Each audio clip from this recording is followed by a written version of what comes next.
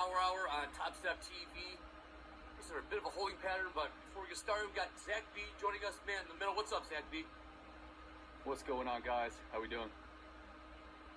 Not bad. Let's get right into it. How's the trade been so far today? Not bad, man. Trying to survive these wild markets. I was pretty much flat in combines. Been working with the Black Sheep YM. Made my way back to YM. Been trading Dow really longer than everything else in CFDs before coming over to futures. So ES, a little bit difficult to work with. Trying to get away from just zooming in too much on ES. Was looking short as we were coming down towards this 10 a.m. red folder news. Didn't want to jump in right here. That one would have played for me. This one I did not take either. We had pretty serious stack of orders down here right at the 250 level that I was watching on Bookmap. We got within like a point or so of that. So I was waiting for us to come down, fill that, maybe get some kind of a reaction, and then jump in for the long. So not quite missed trades here, just kept myself out. And been looking at getting better at doing that. You know, if I don't have something that sets up completely, I don't get all of my entry criteria, just sit back, let the market do whatever it's going to do, wait for the next opportunity. So I'm flat. I think I'm $12.50, something like that, in a combine. But 50K XFA loaded up. We'll see what we get for Power Hour here. Right. In the chat, they're saying, how about the third guy? Hey, third guy. That's Kurt Hill. That's Dolby Time. You guys know him. Sound listening. Pass with the pros. Dolby Time's got he's the house account right now. House account currently flat. Look at yes or NQ. I know Zach's the YM a little bit. Dolby Time, what do you think here for house account Power Hour? I'm all about this 5-minute range, and pick your indices, NQ, YM, and I believe plus YM. But definitely ES and NQ are very range bound on the 5-minute. It's one of my favorite setups, so all eyes on this range we got right here. Okay. Yep, that's trade in the NQ 20,052, ES 5777. Prices for the last hour or so. All right, Zach. Any trade ideas, any price levels that you're looking for? Just of interest, if you will. Just checking out ES as Dolby made that comment. I'm gonna stick with Dow since I've been really testing and watching that one coming into this week. I actually am watching this thing for a long right now. We kind of pulled back, broke above, pulled back. I got some discretionary levels marked on my chart. This is coming off of the open here, the 9:30 a.m. candle. Maybe we get a push for Power Hour. I know we've got some chaos going on in the world. Praying for peace on that, as you guys like to say. I love that. I love that comment. But maybe looking long coming into Power Hour here. I want to see how this 5-minute candle forms. I like to zoom out a little bit more on Dow. It's just more of a monster. The 1 minute, the 100 tick can get a little bit fast for me. So I'm going to see what this looks like and potentially be looking long. We did just tap these highs right around the 42.560s. Kind of rejecting there. I want to see if that continues back up or if we are going to start to just trail lower. Right. Dolby Time. Might be YM time. YM, so you can trade. All right. See a trade. We're in. We are in. Very interesting setup here. We got this 42, kind of like 560. It offered itself up as resistance before, and just on this 30-minute candle, offered itself as support. So maybe resistance becomes support, and that can carry us to the upside. 560s. All right. Last trade in the YM, 42,591. And really quick before we get into the trade, markets get moving again. Upper left-hand corner of the screen, see hashtag Power Hour. Hit us up at Top Step TV on X. There's some cool stuff you'd like for us to share with the community. Again, hashtag Power Hour at Top Step TV. Okay. That's 42,560 in the YM.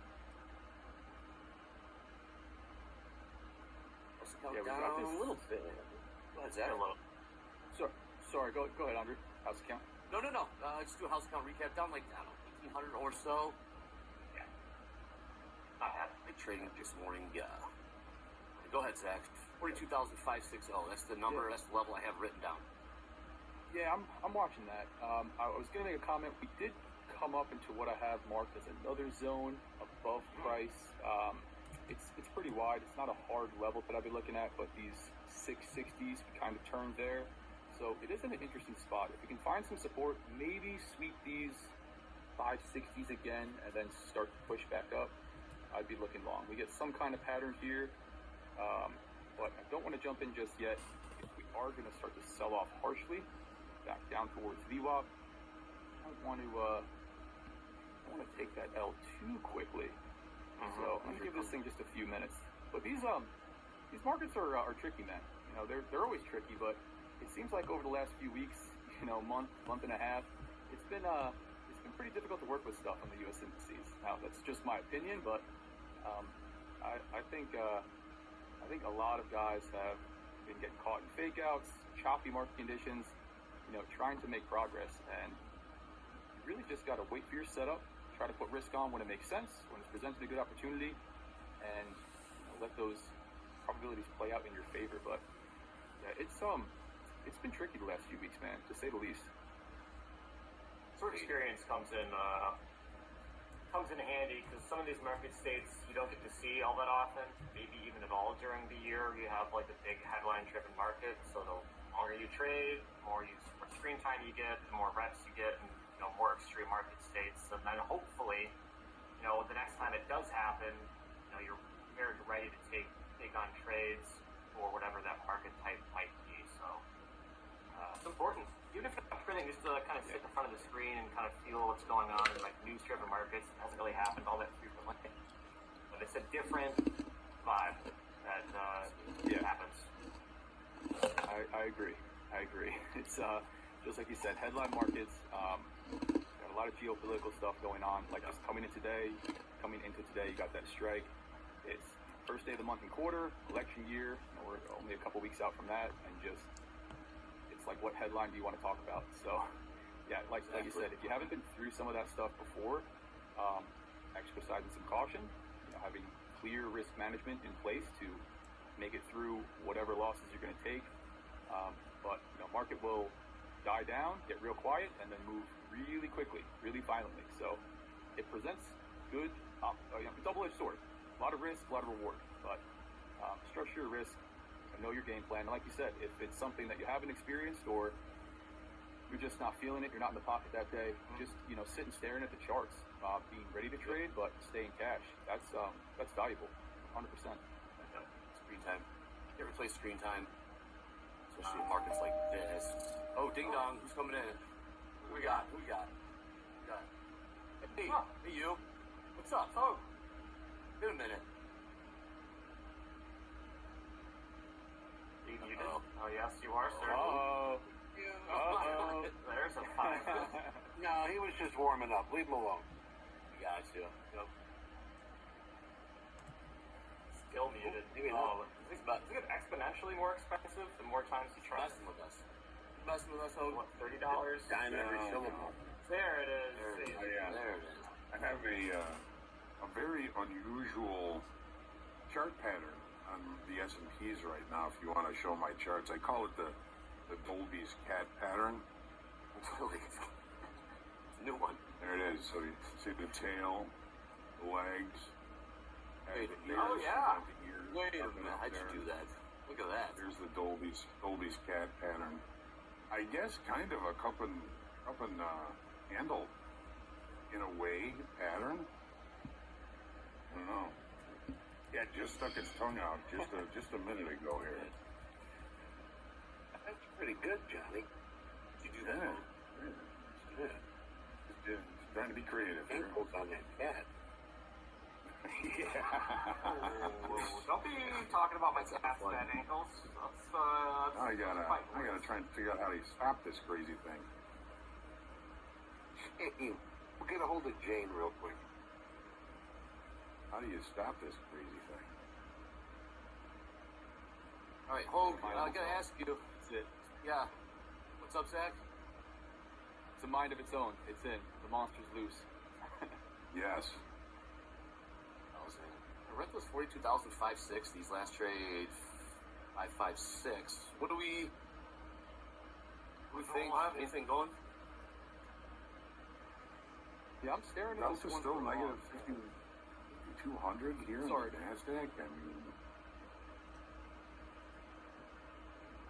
mean, I still would try I'm longs. still, As insane as it I'm sounds. still not hitting reverse yet on my long here in the reversal pattern here in the close. Still like the long trade. I still like this thing long. I've been paying attention to this edgeful stat. We were talking about it one of the last times I was on here, this power hour breakout, and it essentially is saying it's not likely across a lot of the U.S. indices. We've been paying attention on Dow that a new high of day or a new low of day is made in the last hour of the session. It's like really strong. Only 25% of the time over the last 1 year has Dow made a new high of day. Only 14% a new low of day. So I don't love to shoot for a new high of day or low of day in power hour. But right now I am still eyeballing along. Just want to see if we find some support right down here. Kind of around this area that we came up and tested below that 560s area, testing these 40s.